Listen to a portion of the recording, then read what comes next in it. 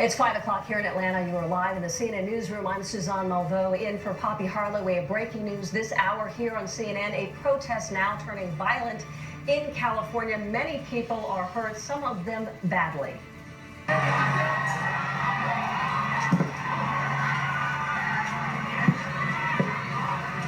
The scene you're looking here, this is Sacramento on the grounds of the state capitol. Two groups now clashing at a planned march on the Capitol by what police call a right-wing extremist group. Another group met them. They started fighting and several people were stabbed. On the phone with me now, this is George Granada. He is with the Capitol Protection Section of the California Highway Patrol. Thank you so much for joining us here. Tell us, what is the scene now? We're looking at pictures from earlier today. Have things calmed down at the Capitol? Are people still fighting? Yes, ma'am. No, this afternoon, as you see, prior to the noon hour, we had a permitted event that was about to take place as the Traditional Workers' Party started to arrive on scene. Anti-fascist group, you know, it was chaotic. It immediately ran in and hundreds of people, and they just engaged in a fight. We had multiple stabbings. I think it's up to maybe 7 at this point. At that point, the permitted event was canceled. Any other permitted events that were scheduled for the day have been canceled. The Capitol is currently on lockdown, so we're not letting anybody in or out of the Capitol that happen to be inside still. At this moment, everything has calmed down quite a bit. There may be up to 100 people that are still on the grounds. Nobody's fighting. The permitted event, the Traditional Workers' Party that had the permit, I do not believe any of those individuals were on the grounds of the Capitol.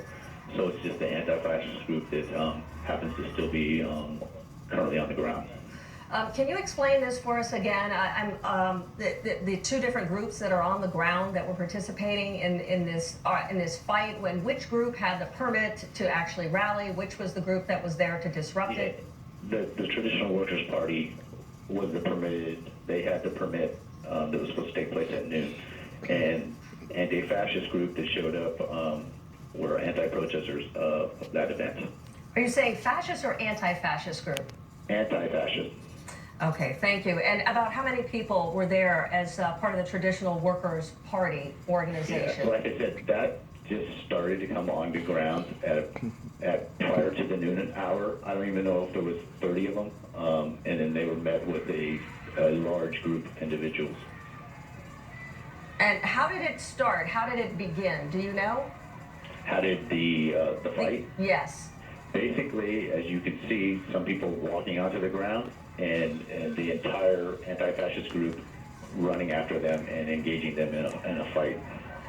We are seeing pictures here of people with bats. Can you explain which group is that and where that is? I'm seeing the photos that you're referring to right now, so I don't know. Yeah, it happened so fast, I don't know who was carrying what. And you say now 7 people were injured.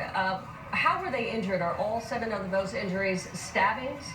Yeah, my understanding is that all of them came in as stabbings, whether it was by knife or via stick. I do not know that. And it happened in multiple locations. One at the initial impact where the two groups collided with each other, and then I think that as people were trying to leave the area, some more fights broke out. And do we expect that any of the injuries are life-threatening? I do not know the status of any of them. I believe they're all non-life-threatening, though.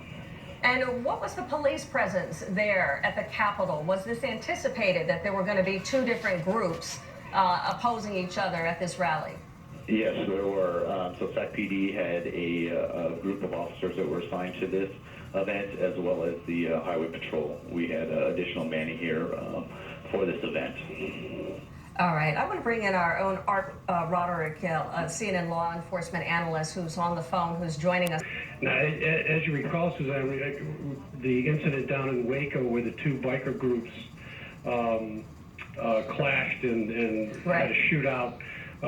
Eventually, a lot of them were brought to trial. There was indictments coming out. I think you'll probably see the same thing here because there seems to be quite a bit of video that law enforcement's going to be able to go through to see who was committing the assaults on the different individuals. And Art, the pictures that we're seeing here, we know that we understand that some of these injuries are stabbings, but we are also seeing people with some sticks or some clubs. Is there any way that you can actually have this kind of public rally and go through and check bags and make sure that people don't have knives, that they're not armed in these ways? I mean, in applying for permits or things like that, would that be something that they could control in an outdoor kind of rally like this? It is something they can control through the permit process. But as you can see, this large group came out, and those poles or batons that they were holding looked like they were actually part of the protest signs that they had made up, and they just started using them as weapons. But it is controllable to a certain degree. But you know, we have a right to these types of rallies, and you just have to deal with them from an overwhelming force perspective from law enforcement to be able to control exactly what's going on there. And we just spoke with George Granado, the Capitol Protection section, and he was saying that he believed that these injuries, the stabbings, were taking place at different areas within the Capitol there where the rally was being held. Right. Is there any way, from a law enforcement perspective, that you can control the extent of the injuries and the chaos that is taking place if it's happening in various places around that building? Yeah, I mean, it looks like they're trying to, they had the mounted patrol out there. Mounted patrol is great in these types of crowd control situations, and they're out there doing their job. You can see them now as they were trying to control this group. And you see several individuals that have been assaulted there from the nationalist rally, the white nationalist rally. Really the only way to do this is an overwhelming show of force, and it looks like that's exactly what they did, because it looks like they got the situation under control pretty quickly with 7 people being assaulted. Mm-hmm. And Art, I noticed there, you're right, that the police, the mounted police, are corralling those who look like they've been injured in the altercation there. Is it possible for them to have been able to contain at least a small group of people while I saw a lot of running, a lot of chasing. Is that something that the police are use as a tactic to try to prevent that from happening, from that getting out of control? Could they have kept them in a particular area? Yeah, you're right, Suzanne. I mean, I think it sounds to me like when this all started that they were just getting ready for the rally. And the minute some of these individuals showed up, they were attacked by the other group. So I think they were even set up for the rally. And of course, the law enforcement canceled the permitted rally right away, and then tried to help as many individuals as they could. You could see them actually doing triage right there at the scene of the individuals that were injured. But I don't even think this rally got started before they were already attacked by the anti-fascist group. Mm-hmm. And Art, just a final question here. It sounds to me, you said that we had learned that 7 people had been stabbed or at least injured here by the gentleman that we just talked to. It sounded to me that you thought that perhaps that was a low number, that this is perhaps a good outcome of what could have taken place, looking at the numbers, the sheer numbers of people who were involved in this, that this